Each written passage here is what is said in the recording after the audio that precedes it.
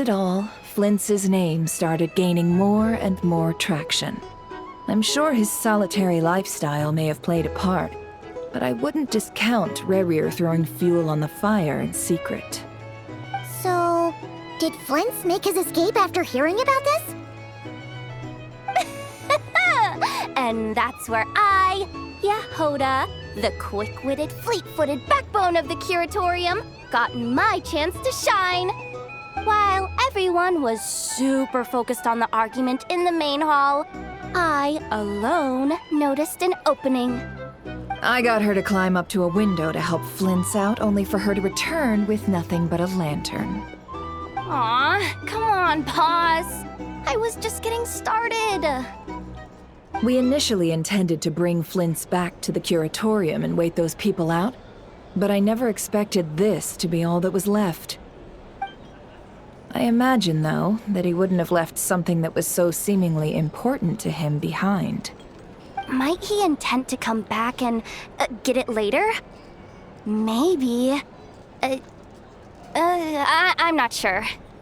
Well, he's out of harm's way now, so that's not super important, right? Oh? What Paimon means to say is, we got lots of new intel to share. All right then.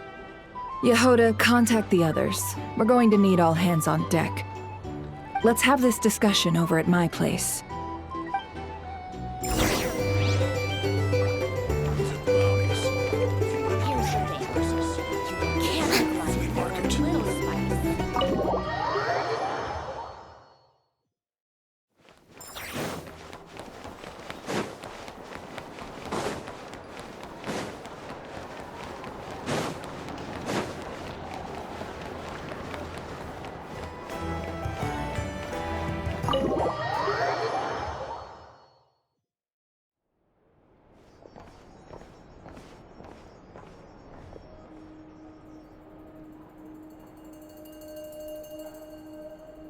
I see.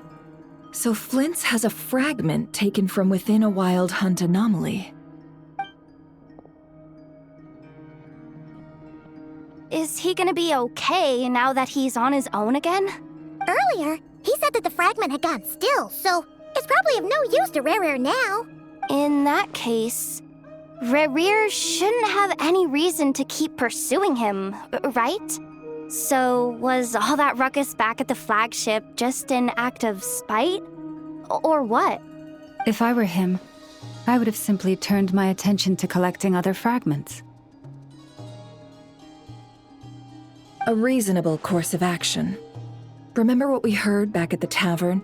The actual number of Wild Hunt anomalies destroyed has been greater than Lightkeeper records would indicate. Some of these must have been Rerir's doing. He must have been seeking more fragments.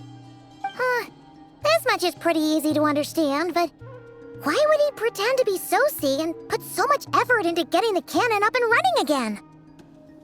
Maybe 'cause that'd be more efficient than having to clear anomalies himself?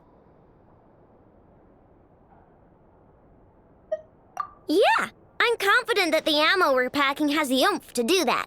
But I am a mechanic after all. For me, test data and their conclusions speak loudest. Oh, why don't we find a few of those fragments ourselves and use Kuvaki to carry out a little experiment? Our lab could certainly accommodate such a test. In other words, we gotta destroy a couple of anomalies and collect fragments from them, right? Lightkeeper operations have just about ceased following the Sergeant Major's passing. Meanwhile, the Wild Hunt continues to grow in scale by the day. I fear only we can keep the situation under control now. Then we best act fast. Paimon's got a bad feeling about this. A feeling we all share, I'm afraid.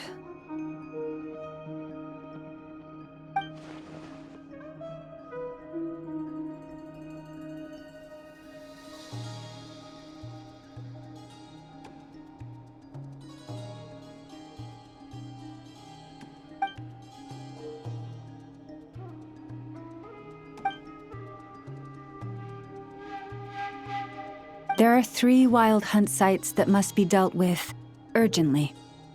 But I believe we have the capacity to handle it. Works for me. Ineffa and I will take our workshop assistants to deal with one of the sites. The curatorium will handle another. And we Frostmoon Scions shall deal with the remaining one.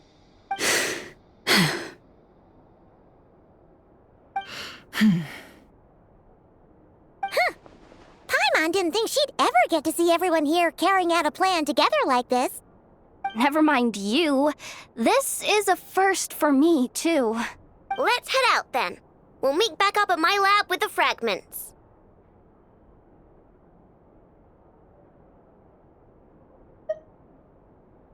Understood. Time is of the essence now. Our foe could make his next move at any moment, so we must stay in contact with one another. Gotcha! Stay safe, everyone.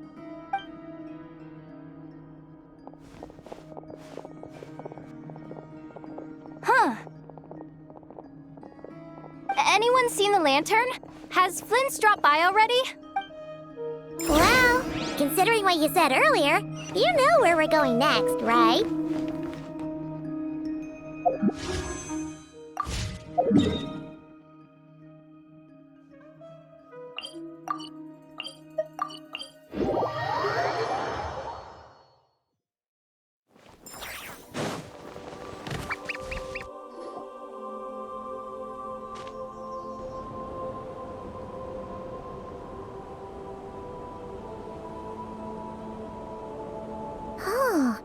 No one's guarding this place, just like he said. But, where do we find the information he mentioned? This way. Let's move.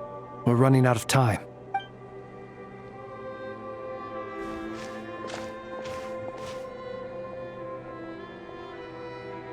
Ah! There you are! Okay, let's split up and make this happen. Or not! How are we supposed to read through this many files? Difficult, yes, but it is also our most efficient option. To expose the true intentions of this Rereer, we need to dive into Notcry's history. Hope we don't land on our heads then. Ah! Ghost! That file suddenly moved by itself! This is a graveyard, right, Flint? Do these things just kinda happen? Many strange things happen here, but this is not one of them. But that file really did move by itself! Hey, come out! Don't scare Paimon like that!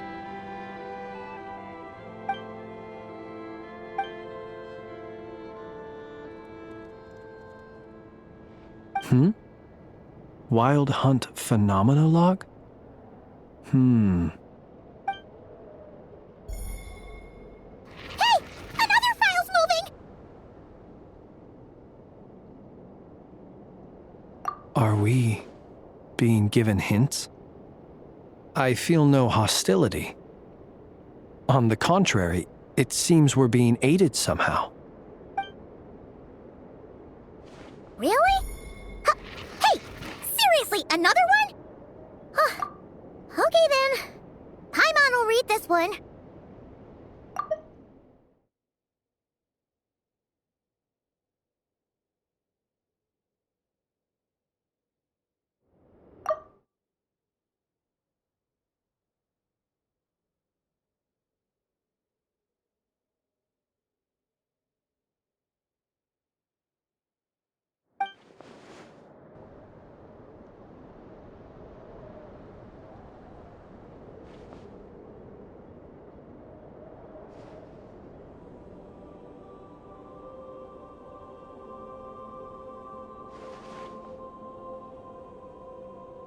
Phew! Finally finished. Paimon sure could use a long break from long words now. Hope she can remember it all. The material I've read through has all been about past Wild Hunt incidents of enormous scale. What about you? Paimon as well. Guess that makes 3 of us. Whatever this is, it seems to want us to notice something. Let's bring our files together and give them another look through. All right. Paimon will go fetch hers. All these incidents look pretty different. Wait. I've noticed something. Before the occurrence of these huge Wild Hunt events, a smaller scale one would erupt in the exact same location. And look. All these smaller scale Wild Hunt site reports share a common outcome. They'd be detected, but would go inactive before any forces could be sent to deal with them. They could then be sealed directly using a tide seal stone. Huh? But why? Some of these records are too old. I doubt he had regained the ability to act freely yet, or we would have met long ago. Ah! And here's another similarity.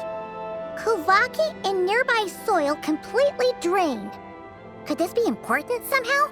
Kuvaki and the Wild Hunt are mutually opposed forces.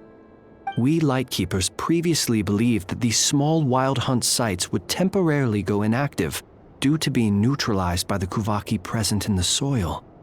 But now that we've synthesized all this data, there is a key issue this hypothesis cannot explain. Indeed, despite the name, I would not call a tide seal stone's sealing powers watertight exactly. But for it to fail and the situation to deteriorate in such short order. Paimon feels like she's almost got it.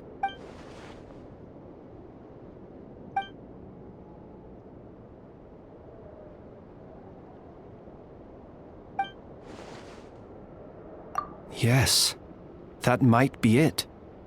It could be that when Kuvaki and abyssal energies meet, the stronger side will suppress the weaker one.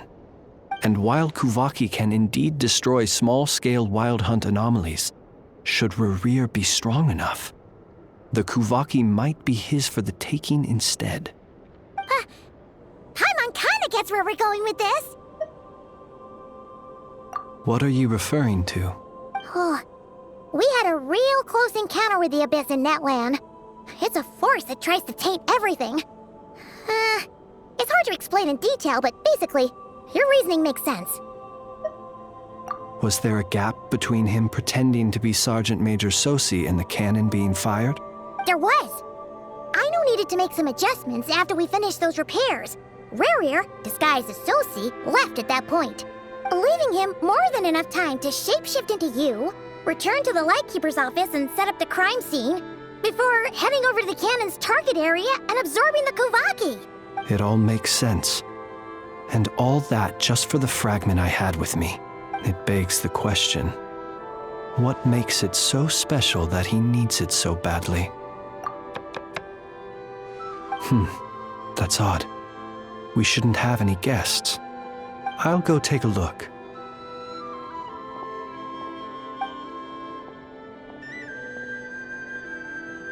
Ah, it's an ibis. It's carrying a letter! Oh, Lala must have sent it. She can speak to little animals. Let's see here. Situation urgent. The cannon began operating shortly after we left Nasha Town and is preparing to fire. It is locked on to Star Sand Shoal. Please return to Nasha Town and assist with all haste. Lauma. That's gotta be Rerir's doing. But why is he using the cannon again? Didn't he already fire it once before? No time for speculation. He's already made his preparations. If you recall, his body was incomplete when we last met. If this bombardment continues to increase his strength, he might regain his complete form. What should we do? There's no way we're getting back to Nasha Town in time. Let's go to the cannon's target site. That's where we should find Rerir, and that's where we'll stop him. One moment. Just let me get this news to Lauma. Nasha Town is in their hands now. Go! Fly! Not a moment to lose!